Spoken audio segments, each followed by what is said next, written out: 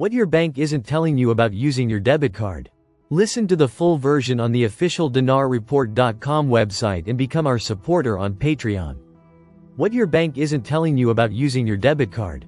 Here's what your bank isn't telling you about using your debit card and what savvy spenders do instead.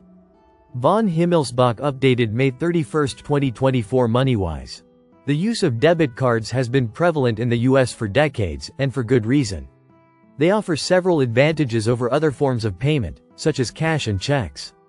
However, they also have a few downsides, and knowing what these are might make you rethink how you're paying, at least in some cases. Since 2005, the number of debit card transactions in the US has exceeded the number of credit card transactions. According to data from the most recent Federal Reserve Payment Study, and that gap has been steadily increasing. In 2021, for example, there were 87.8 billion non-prepaid debit card transactions versus 51.1 billion credit card transactions. But what is your bank neglecting to tell you about debit cards? Here are a few things you need to be wary of. Pros and cons of debit cards.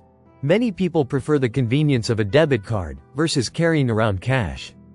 These days, debit cards are accepted at most retailers, while checks are only accepted at a select few, and they're not subject to surcharges that some merchants charge for using credit cards. Another advantage is that using debit can help to control spending. You only spend what you have, and you can easily monitor transactions since they appear in your account immediately. This can help to prevent you from racking up debt. But there are some downsides. Most debit cards have a daily spending limit, which can be an issue if you need to make a large purchase or several small purchases in a day. Additionally, a debit card will not help you build a credit history, and if you spend more than you have in your account, you could be charged overdraft fees. While many credit cards offer rewards for spending, this isn't as common for debit cards. Beware of phishing and skimming.